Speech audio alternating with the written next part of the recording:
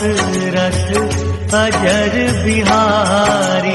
राम सिया राम जय जय राम। राम सिया राम जय जय राम। ब्रह्म बेला में राम ने शया का परित्याग कर दिया और लक्ष्मण से कहा, तात भगवती रात्रि व्यतीत हो गई, अब सूर्योदय का समय आ पहुंचा है। कोकिल की कूक सुनाई दे रही है, मोरों की बोली सुनाई दे रही है। यही वह अवसर है जबकि हमें तीव्र गति से बहने वाली समुद्रगामिनी परम पावन गंगा को पार कर लेना चाहिए। सुमित्रा कुमार लक्ष्मण ने श्री रामचंद्र जी के कथन का अभिप्राय समझकर गुह और सुमंत को बुलाकर पार उतरने की व्यवस्था करने के लिए कहा। निषादराज ने अपने मंत्रियों को आदेश दिया कि एक सुंदर द्रुतगामी नौक ले आओ। आज्ञा पाते ही निषादराज के अनुचर तत्काल जाकर उनके लिए एक श्रेष्ठ नौक ले आए। नौक के घाट पर लग जाने पर राम, सीता और लक्ष्मण घाट की ओर चले। उन्हें घाट की ओर जाते देखकर मंत्री सुमंत ने हाथ जोड़कर कहा, हे रघुकुल शिरोमणि, अब मेरे लिए क्या आज्ञा है। रामचंद्र ने उनकी कर्तव्य निष्ठा की प्रशंसा की और धन्यवाद देते हुए कहा, सुमंत, अब आप शीघ्र अयोध्या के लिए प्रस्थान करें। गंगा पार करने पश्चात हम उसके आगे की यात्रा पैदल ही करेंगे। आप अयोध्या जाकर मेरी, सीता और लक्ष्मण की ओर से पिताजी, माताओं एवं अन्य गुरुजनों की चरण वंदना करें। उन्हें धैर्य दिलाते हुए हमारी ओर से संदेश दे कि हम तीनों में से किसी को भी अपने वनवास का किंचित मात्र भी दुख नहीं है। उन्हें ये भी कहे कि 14 वर्ष की अवधि समाप्त होने पर मैं, सीता और लक्ष्मण आपके दर्शन करेंगे। आप भाई भरत को कैकेयी से शीघ्र बुला ले तथा राज्य सिंहासन सौंप दे ताकि प्रजा को किसी प्रकार का कष्ट व असुविधा न हो। हे मंत्र व भरत से भी मेरा ये संदेश देना कि वे सभी माताओं का समान रूप से आदर करें और प्रजाजनों के हितों का सदैव ध्यान रखें। सुमंत अत्यंत विह्वल हो गए और उनके नेत्रों से अश्रुधारा बह चली। अवरुद्ध कंठ से वे बोले, हे तात, आपके वियोग में संतप्त अयोध्या की प्रजाजनों के सम्मुख मैं कैसे जा सकूंगा। जब वे पूछेंगे कि आप लोगों को छोड़कर कैसे लौट आए तो मैं क्या उत्तर दूंगा। मैं जानता हूं कि आपको न पाकर सहस्त्रों अयोध्यावासी शोक से मूर्छित हो जाएंगे। उनकी दशा सेनापति रहित सेना जैसी हो जाएगी। हे स्वामी, ये तो आप देख ही चुके हैं कि अयोध्या से वन के लिए चलते समय अयोध्यावासियों की क्या दशा हुई थी। इस खाली रथ को देखकर संपूर्ण अयोध्या नगरी का हृदय विदीर्ण हो जाएगा। हे प्रभु, मैं माता कौशल्या को कैसे अपना मुख दिखा सकूंगा। आप लोगों के बिना लौटना मेरे लिए बड़ा कठिन है। इसलिए हे नाथ, आप कृपा करके मुझे भी अपने साथ ले चलें। इस प्रकार से दीन वचन कहकर बारंबार याचना करने वाले सुमंत से सेवकों पर कृपा करने वाले श्री राम ने प्रेम पूर्वक कहा, भाई सुमंत, मेरे प्रति आपकी जो उत्कृष्ट भक्ति है उसे मैं अच्छी तरह से समझता हूँ, किंतु तुम्हारे न लौटने से माता कैकेयी के मन में शंका उत्पन्न हो जाएगी। वे समझेंगी कि हम लोग षड्यंत्र करके राज्य में ही कहीं छुप गए हैं। इसलिए मेरा तुमसे अनुरोध है कि तुम नगर को लौट जाओ। तुम्हारे लौटने से जहाँ माता कैकेयी की शंका भी समाप्त हो जाएगी और महाराज तथा मुझ पर किसी प्रकार का कलंक भी नहीं लगेगा। कलंक चाहे झूठा ही क्यों न हो, उसकी प्रतिक्रिया बड़ी व्यापक होती है। इस प्रकार अनेकों प्रकार से समझा बुझाकर रामचंद्र ने सुमंत को विदा किया। सुमंत अश्रुपूरित नेत्रों से रथ में बैठकर अयोध्या के लिए चल पड़े। सुमंत के जाने के पश्चात राम गुह से बोले, निषादराज, तुम कृपा करके हमारे लिए बढ़ का दूध मंगा दो, क्योंकि अब हम वनवासी और तपस्वी हो गए हैं और हमें जटाएं धारण करके तापस धर्म की मर्यादाओं का पालन करते हुए निर्जन वनों में निवास करना चाहिए। राम की बात सुनकर गो स्वयं जाकर बढ़ का दूध ले आए, जिससे राम, सीता और लक्ष्मण ने जटाएं बनाई और नियम पूर्वक तपस्वी धर्म को स्वीकार करते हुए गंगा पार करने को उद्यत हुए। नौक पर सवार होकर तीनों ने कलुषारिणी गंगा को पार किया। गंगा के पार पहुंच जाने पर राम ने गोह को हृदय से लगा लिया। फिर उनके स्नेहपूर्ण आतिथ्य के लिए उनकी भूरी भूरी प्रशंसा करते हुए उन्होंने निषादराज को विदा किया।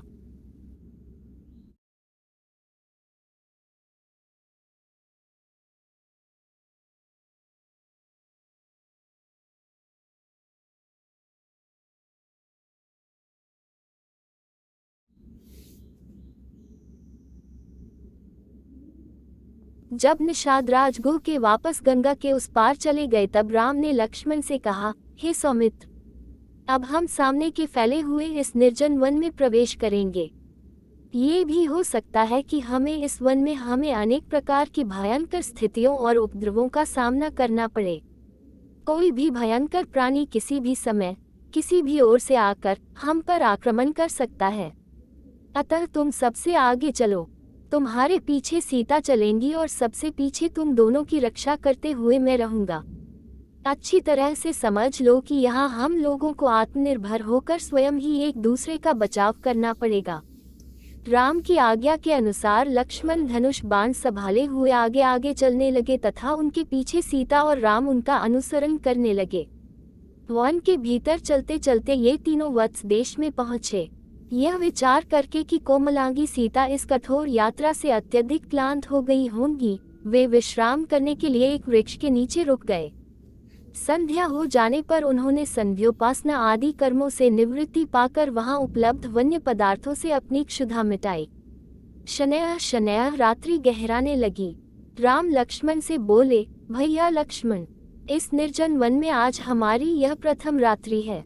जानकी की रक्षा का दायित्व हम दोनों भाइयों पर ही है, इसलिए तुम सिंह की भांति निर्भय एवं सतर्क रहना।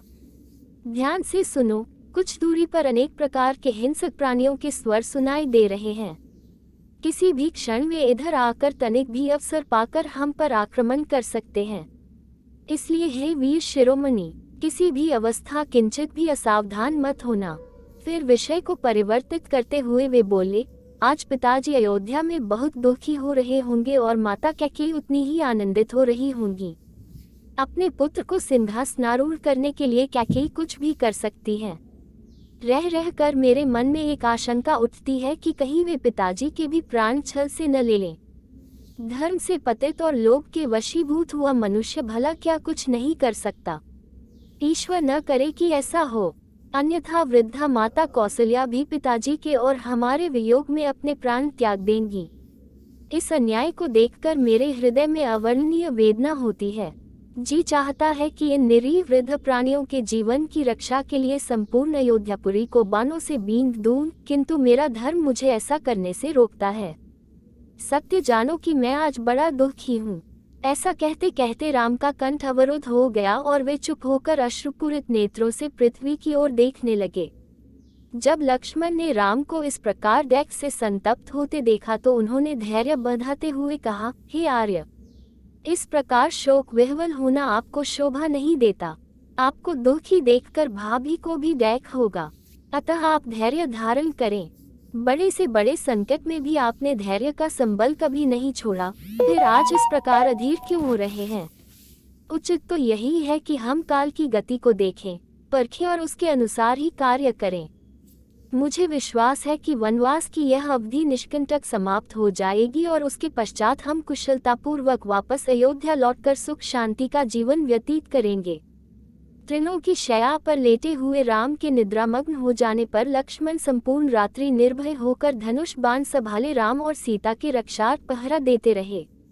रात्रि व्यतीत होने पर सूर्योदय से पूर्व ही राम, लक्ष्मण और सीता ने संध्या वंदनादि से निवृत्त होकर त्रिवेणी संगम की ओर प्रस्थान किया। मार्ग में लक्ष्मण ने कुछ वृक्षों के स्वादिष्ट फलों को तोड़कर राम और सीता को दिया तथा स्वयं भी उनसे अपनी क्षुधा शांत की। संध्या होते वे गंगा और यमुना के संगम पर पहुंच गए। कुछ देर तक संगम के रमणीक दृश्य को देखने के बाद राम बोले, लक्ष्मण, आज की इस यात्रा ने हमें महातीर्थ प्रयागराज के निकट पहुंचा दिया है। हवन कुंड से उठती हुई यह धूम रेखाएं ऐसी प्रतीत हो रही है मानो अग्निदेव की पताका फहरा रही हो। हवन के इस धुएं की स्वास्थ्यवर्धक सुगंधि से संपूर्ण वायुमंडल आपूरित हो रहा है। मुझे ऐसा प्रतीत होता है कि हम महर्षि भारद्वाज के आश्रम के आसपास पहुंच चुके हैं। संगम की उस पवित्र स्थली में गंगा और यमुना दोनों ही नदियां कल कल नाद करती हुई प्रवाहित हो रही थीं। निकट ही महर्षि भारद्वाज का आश्रम था। आश्रम के भीतर पहुंचकर राम ने भारद्वाज मुनि का अभिवादन किया और कहा, हे महामुने, अयोध्यापति महाराज दशरथ के पुत्र राम और लक्ष्मण आपको सादर प्रणाम करते हैं। भगवान, पिता की आज्ञा से मैं 14 वर्ष पर्यंत वन में निवास करने आया हूँ। ये मेरे अनुज लक्ष्मण तथा मेरी पत्नी मिथिलापति जनक की पुत्री सीता हैं। उनका हार्दिक सत्कार करने तक बैठने के लिए आसन देने के पश्चात मुनि भरद्वाज ने उनके स्नान आदि की व्यवस्था किया और उनके भोजन के लिए अनेक प्रकार के फल दिए। फिर ऋषि भरद्वाज बोले, मुझे ज्ञात हो चुका है कि महाराज दशरथ ने निरपराध तुम्हें वनवास दिया है और तुमने मर्यादा की रक्षा के लिए उसे सहर्ष स्वीकार किया है। तुम लोग 14 वर्ष तक मेरे इसी आश्रम में निश्चिंत होकर रह सकते हो। ये स्थान अत्यंत रमणीक भी है। राम ने कहा, निसंदेह आपका स्थान अत्यंत मनोरम एवं सुखद है, परंतु मैं यहाँ निवास नहीं करना चाहता क्योंकि आपका आश्रम अपनी गरिमा के कारण दूर दूर तक विख्यात है। मेरे यहाँ निवास करने की सूचना अवश्य ही अयोध्या वासियों को मिल जाएगी और उनका यहाँ तांता लग जाएगा। इस प्रकार हमारे तपस्वी धर्म में बाधा पड़ेगी, आपको भी इससे असुविधा होगी। अतएव आप कृपा करके हमें कोई अन्य स्थान के विषय में बताइए जो एकांत में हो और जहाँ सीता का मन भी लगा रहे। राम के तर्कयुक्त वचनों को सुनकर ऋषि भरद्वाज ने कहा, यदि तुम्हारा ऐसा ही विचार है तो तुम चित्रकूट में जाकर निवास कर सकते हो, जो कि यहाँ से 10 कोस की दूरी पर है और उस पर्वत पर अनेक ऋषि मुनि तथा तपस्वी अपनी कुटिया बनाकर तपस्या करते हैं। वह स्थान रमणीक तो है ही और फिर वानर, लंगूर आदि ने उसकी शोभा को द्विगुणित कर दिया है। चित्रकूट की सबसे बड़ी विशेषता यह है कि अनेक ऋषि मुनियों की तपस्या स्थली रही है जिन्होंने मोक्ष प्राप्त की है। महर्षि भरद्वाज ने उन्हें उस प्रदेश के विषय में और भी अनेकों ज्ञातव्य बातें बताईं। रात्रि हो जाने पर तीनों ने वहीं विश्राम किया।